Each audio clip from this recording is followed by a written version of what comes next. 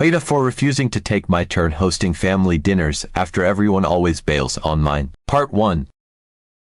I'm a 24-year-old woman, and in my family, Sunday dinners have always been a tradition. Growing up, it was one of those things we all looked forward to, the whole family coming together, catching up on life, and enjoying a big meal. My parents, my siblings, and I all took turns hosting, and the idea was simple. Whoever's turn it was would handle cooking and setting everything up. It was a way for us to share the responsibility, and it also made sure everyone got a chance to contribute. For as long as I can remember, these dinners have been a cornerstone of our family culture. I loved the tradition, and when I moved out on my own, I was excited to keep it going. I put in a lot of effort when it was my turn. I'd spend hours planning the menu, making sure there were dishes everyone loved, even accommodating all the different preferences and dietary quirks my family has. If my sister wanted something vegetarian or my dad was craving a particular dessert, I'd make sure it was on the table. I would start prepping the night before, marinating meat, chopping vegetables, baking desserts. I made it an event, not just a meal, and I really enjoyed it. But over the past few months, something changed. It started to feel like I was the only one who cared about keeping this tradition alive. The first time it happened, it was just my sister, who canceled last minute. She sent a quick text saying she wasn't feeling well, and I didn't think much of it. I mean, it happens, right? People get sick. I just figured she'd join next time. My brother still came, but he was late, and it was pretty clear he was only there out of obligation. The next time it was my turn, the same thing happened, and I started to feel like maybe I was imagining things or overreacting. But it was hard to ignore the way my brother suddenly had work stuff that prevented him from coming. It caught me off guard because he's never had to work on Sundays before. He didn't give much detail, just a quick, vague text that made it clear he wasn't going to be there. I didn't want to push him, but it felt off. Then there was my sister, who said she was going to visit a friend who was only in town just for the weekend, so she wouldn't be able to make it either. That stung because she could have seen her friend any other time, but it felt like she chose that weekend to have an excuse not to come. It wasn't even a solid plan, just something she mentioned in passing, like, "Oh, yeah, I'll be out, won't make it, sorry." I was left with just my parents, who at least showed up, but even that didn't go as smoothly as I hoped. They arrived late, almost an hour after the time I'd told everyone to come. I had the roast sitting on the stove, sides warming in the oven, and a salad that was starting to wilt, but I tried to keep a smile on my face and pretend everything was fine. When they walked in, they didn't seem to notice how much effort I had put into everything. My dad made a quick comment about how good it smelled, but that was it. They didn't linger over the meal like we usually did, savoring each dish and chatting. Instead, they ate quickly and then said they needed to head out because they had errands to run. Errands. On a Sunday evening, when we were supposed to be spending time together. It was like the whole evening was just another thing they had to check off their list before moving on to whatever was more important. I had spent hours making a roast, seasoning it just right, marinating it overnight so it would be flavorful and tender. I made mashed potatoes, roasted vegetables, and even a fresh loaf of bread. I knew how much my mom loved homemade bread, so I made it from scratch, kneading the dough until my arms were sore and letting it rise while I prepped everything else. I thought about what everyone liked and tried to incorporate a bit of that into the meal. It was exhausting, but I didn't mind if it meant everyone would come together and enjoy it. But instead, it felt like all of that effort was for nothing. I was just disappointed. It wasn't about the food. It was the feeling that no one seemed to care, like they all had somewhere better to be. I started noticing a pattern after that. It wasn't just a one-off thing, it was happening consistently. Whenever it was my mom's turn to host, everyone was there. No one had last-minute excuses, no one canceled an hour before. My brother would even show up early to help set the table or bring over a bottle of wine. When my dad hosted, it was the same story. My sister would bring some dessert she'd baked, and everyone would be there on time, sitting around the table, joking and laughing like the old days. They'd stay late, and sometimes we'd end up playing cards or watching a movie, just enjoying each other's company. But when it was my turn, it was like pulling teeth trying to get them to commit. I'd send messages in the group chat, and it would be radio silence, or worse, half-hearted maybes that would turn into sorry, can't make it on the day of. I'd always have tons of leftovers because I'd prepared for the whole family, but only a few would actually show. I'd be left packing up containers of food, trying not to feel like I was the only one who still cared about these dinners. But the worst part was last month. I thought if I planned something special, maybe that would get everyone excited, so I went all out. I decided to make stuffed chicken breasts, roasted veggies, homemade bread, and a chocolate cake that's a family favorite. It was the kind of cake that everyone would fight over for the last slice, rich, moist, with a layer of ganache on top. I spent most of Saturday prepping. I was marinating the chicken, chopping vegetables, letting the bread dough rise, and whisking together the batter for the cake. I had this image in my head of everyone sitting around, eating and chatting, and maybe even complimenting how nice everything was. But then Sunday morning rolled around, and my phone started buzzing. My sister was the first to cancel. She sent a quick text saying she just wasn't up for it, which seemed like a weak excuse. I couldn't help but think she hadn't even planned on coming. She just didn't want to be the first to say no. Then my brother sent a vague message saying he had some work stuff that came up, which I knew was probably just an excuse. It was always work stuff lately, even though he never used to work weekends. My parents still came, but they didn't show up until almost an hour late. I'd been keeping the food warm, but by the time they arrived, everything had lost its freshness. The bread was a little too crusty, the vegetables weren't as crisp, and I had to reheat the chicken. It was like they didn't notice how much effort I'd put into everything. We barely even got through dessert before they were saying they had to leave because they wanted to catch some sale at a store. I remember standing there, watching them gather their things, and just feeling numb. I had spent all of Saturday preparing this meal, waking up early on Sunday to finish everything, and in the end, it felt like none of it mattered. I was left with a ton of food, enough to feed twice as many people as actually showed up. I stood there in my kitchen, staring at all the leftovers, and I felt like a fool. I tried talking to my family about it afterward, asking if there was something I was doing wrong, or if maybe they just weren't into Sunday dinners anymore. My dad brushed it off and said I was being overly sensitive. He said sometimes people have other things going on, and that's just life. My mom said maybe I was putting too much pressure on myself to make everything perfect, and that's why I was feeling this way, but that wasn't the point. It wasn't about perfection, it was about feeling like my effort mattered and that they wanted to be there. I wanted them to be excited about coming over, the way they were when it was someone else's turn to host. Then, last week, it was my mom's turn to host, and guess what? Everyone was there, no excuses, no last-minute cancellations. My brother even left work early so he could get there on time. My sister brought a homemade appetizer, and everyone stayed late, laughing and reminiscing, like nothing was wrong. I was happy to be there, but I couldn't help but feel a bit hurt. It was clear that when it was my mom's turn, everyone made the effort, so why not for me? This week, it's supposed to be my turn again, and I just don't want to do it.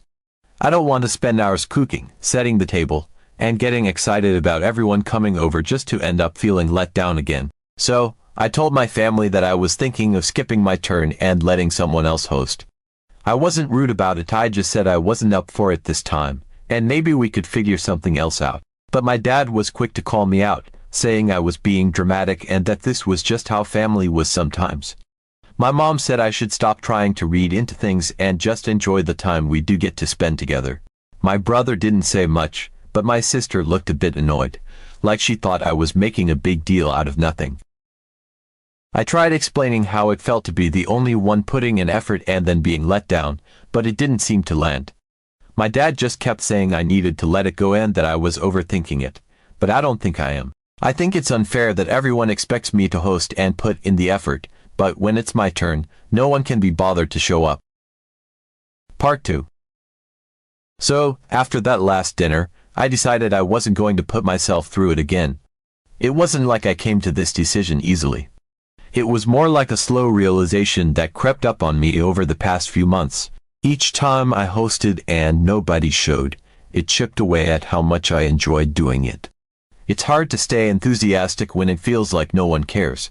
I thought a lot about it during the week after that last dinner, running the whole evening over and over in my head, and every time I remembered how I had stood there with all that food, I just felt more and more ridiculous. I started questioning myself, wondering if maybe I was overreacting, if maybe I was making too big of a deal out of this. But then I'd remember how they'd all been there, no problem, the week before at my mom's place, and suddenly, I didn't feel so crazy anymore. It was obvious they could make the effort if they wanted to. They just didn't want to for me, and I wasn't sure why. I tried talking to them about it, and they brushed me off, made me feel like I was the one being unreasonable, but I knew it wasn't right. It's not unreasonable to expect people to show up when they say they will, especially when you're making a big effort to host. So this time, when it was my turn to host again, I decided I wasn't going to bother. I didn't announce it to anyone.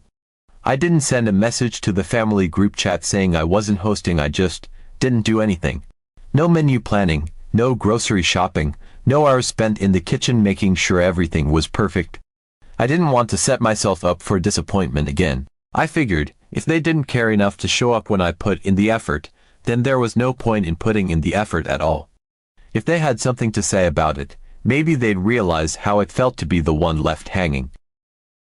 Sunday rolled around, and I spent the day relaxing. For once, I wasn't stressing over making sure everything was perfect, and it was actually kind of nice. I watched some TV, took a long bath, and didn't think about cooking even once. There was a part of me that wondered if I should at least send a message, let everyone know I wasn't hosting, but I didn't. I didn't see why I had to be the one to make everything clear. If they wanted to show up, they could, but I wasn't going to twist myself into knots for it anymore. I was fully expecting it to be just another Sunday evening where I'd end up alone, scrolling through my phone or maybe ordering takeout, but then, around the usual time for dinner, I heard a knock at the door. I remember pausing, almost in disbelief, because it wasn't like anyone usually came when it was my turn. I opened the door, and there they were, my brother, my sister, and my parents, all standing there, looking like they had just come from my mom's place or something. They had this air of casualness, like it was no big deal to show up, and they were holding a couple of bottles of wine and a dessert. It was the first time in months that they'd all been there, together, at my place, on a Sunday. I felt this weird mix of emotions, like I was glad to see them, but also confused, and maybe a little annoyed. They walked in, all smiles, chatting and taking off their coats, and my mom asked, "So, what did you make?" as she set the wine on the counter. My dad was looking around, and my brother and sister had already started wandering into the living room, like they expected to sit down and start dinner any minute. I stood there, not sure how to respond at first, because this wasn't how I thought the evening was going to go. I hadn't prepared anything. There wasn't a single thing cooking in the kitchen. I didn't even have a backup plan, like some snacks or easy stuff I could throw together. It was just me and an empty kitchen. I told them I hadn't made anything, that I didn't plan on cooking because I didn't think anyone was going to come. I thought maybe they'd get it. Maybe they'd understand how frustrating it was to put in all that work and then have no one show up, but instead, they looked confused, shocked even. My brother was the first to say something, and he looked at me like I'd done something wrong. He said, "But it's your turn to host," as if that was the only thing that mattered. I couldn't believe it. Here they were, finally showing up on a night I hadn't done anything, and now they were going to tell me I should have been ready because it was my turn. It felt like a punch to the gut. I'd been begging them to show up for weeks, months even, and they always had some excuse. But now, the one time I didn't cook, they were here, acting like I was the one who had let them down. I explained how I felt, how it hurt that every time it was my turn, they seemed to have other plans or couldn't be bothered to make it. I told them how it felt to spend hours preparing a meal only for them to cancel last minute, or barely show up at all, and how that made me not want to bother anymore. I thought, maybe, they'd see it from my side, but they didn't. Instead, they acted like I was overreacting, like I was the one ruining the evening. My sister said it wasn't fair for me to just decide not to cook when it was my turn, like I'd somehow broken the rules of this unspoken agreement. My dad said I was being dramatic, that it was just one night, and I should have told them if I wasn't planning to host. They stayed for a bit, kind of milling around awkwardly, not sure what to do with themselves now that there wasn't a dinner.